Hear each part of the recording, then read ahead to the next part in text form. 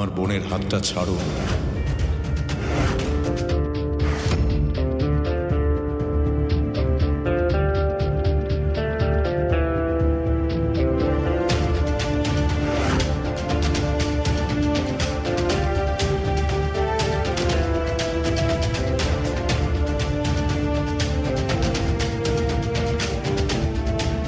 আপনাকে সাহস কে দিয়েছে ওর গায়ে হাত দেওয়া?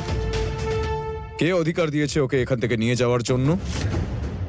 ও আমার বোন, আর ওর শ্বশুর বাড়িতে নয়, নিজের দাদার বাড়িতে আছে, নিজের মায়ের বাড়িতে আছে।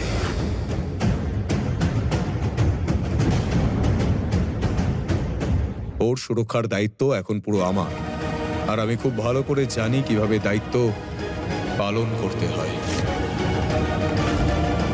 কিন্তু আপনারা সবাই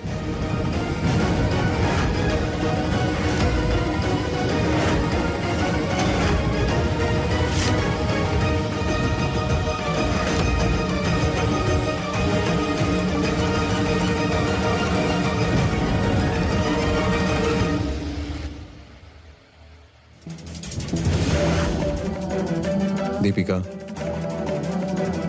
এনাদের সামনে তুমি আবার আমার হাতে রাখিটা পরাও।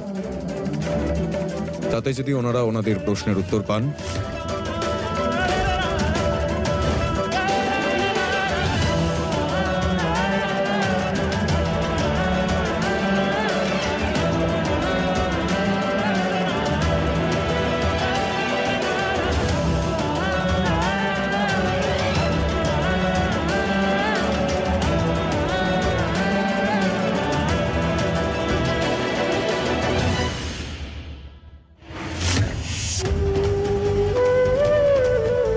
এই রাখি দিয়ে আমরা দুজনেই বাঁধা।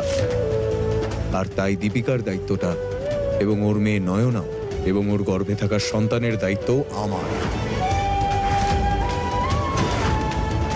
আর যতক্ষণ আমি বেঁচে আছি ততক্ষণ শুধু আপনি কেন, পৃথিবীর কোনো শক্তি আমায় আমার বোনের রক্ষা করা থেকে কেউ আটকাতে পারবে না।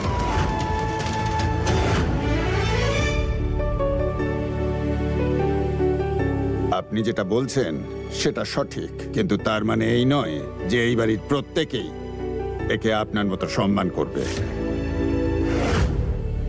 দীপিকা এই পরিবারের একজন সদস্য, আর এই পরিবারের সংস্কার শুধু দীপিকাই নয়, পরিবারের প্রত্যেকটি সদস্য সমান সম্মান পায়। বেঁচে থাকো দাদু ভাই। আপনারা নিশ্চিন্তে থাকুন, না ওনার সঙ্গে কোনো অন্যায় হচ্ছে, না আমি হতে দেব।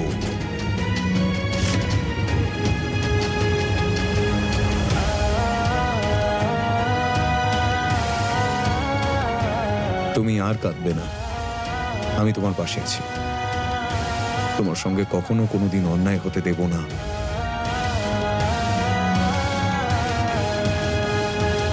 এক মিনিট, দীপিকা এ বাড়িতে থাকবে নাকি থাকবে না তার সিদ্ধান্ত শুধুমাত্র বিধবারাই করবে, আর আমরা সিদ্ধান্ত নিয়ে নিয়েছি।